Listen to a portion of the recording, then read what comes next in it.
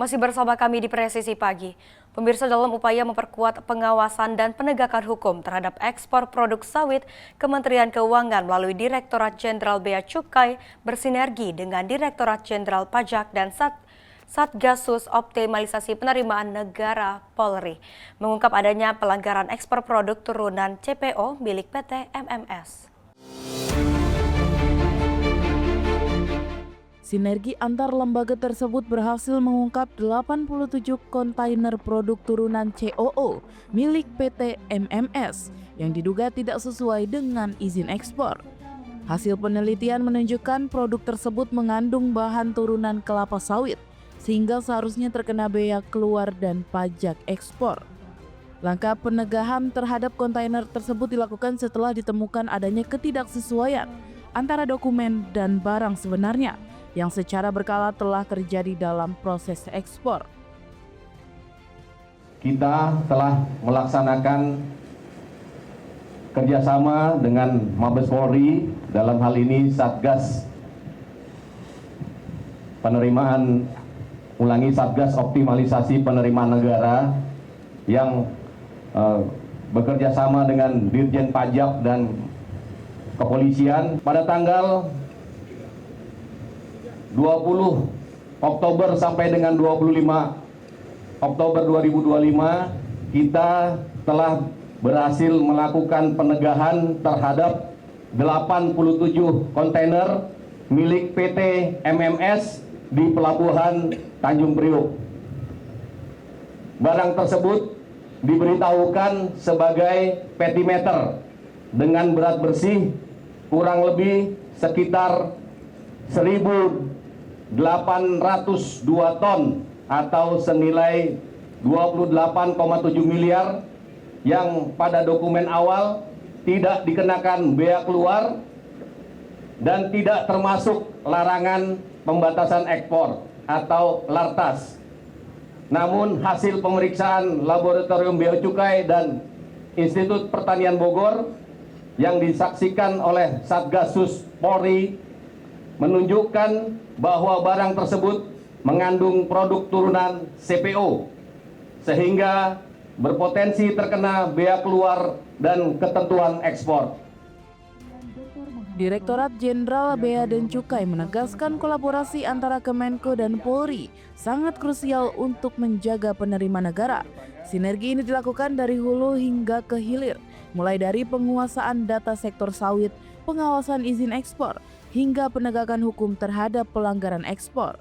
Kegiatan yang berlangsung pada Kamis 6 Oktober 2025 di TPS Multi Terminal Indonesia Jakarta Utara ini diharapkan dapat mendorong iklim industri yang sehat, menjaga kepastian hukum, serta meningkatkan daya saing dan keamanan investasi di dalam negeri. Dari Jakarta, Aisyah Baharsyah, Andi Putra, Polri TV. Di informasi berikutnya, pemirsa, Satgas Operasi Damai Kartens berhasil mengamankan anggota kelompok kriminal bersenjata Aibon Kogoya yang mengaku dirinya sebagai Komandan Batalion Hetobia Kodam 3 Nduga pada siang waktu Indonesia Timur di Nabire.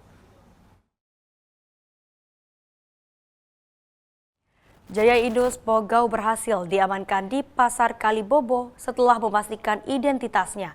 Tim gabungan Satgas Operasi Damai Kartens langsung melakukan penyergapan dan berhasil mengamankan tersangka.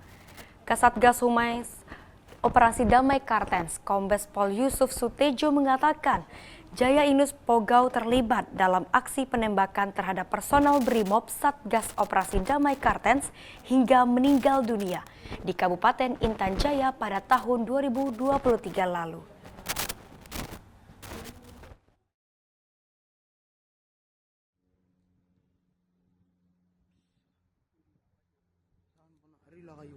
Satgas Operasi Damai Kartens dan Polres Nabire telah berhasil menangkap seorang anggota kelompok kriminal bersenjata atas nama Jayenus Pugau atau Supi Pugau yang merupakan Komandan Batalion Hetobia Kodam 3 Nduga di bawah pimpinan Aibon Kogoya. Pelaku terdeteksi berada di Pasar Kalibobo, Kabupaten Nabire. Personil Satgas Operasi Damai Karten dan Polres Nabire segera melakukan penyergapan dan penangkapan kepada yang bersangkutan.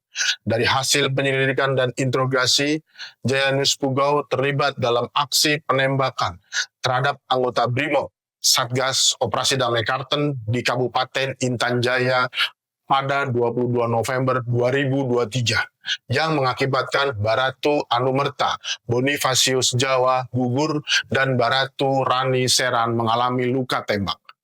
Jayanus Pugau juga pernah menerima dan menyerahkan amunisi sebanyak 31 butir serta sebuah telepon genggam kepada Aibon Kogoya untuk digunakan dalam kegiatan kelompok bersenjata tersebut.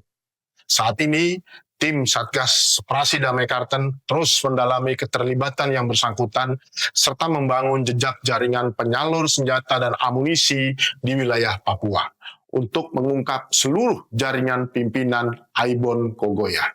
Satgas Operasi Damai Karten akan melanjutkan pengejaran terhadap jaringan kelompok kriminal bersenjata lainnya demi menciptakan Papua yang aman, damai, dan bermartabat.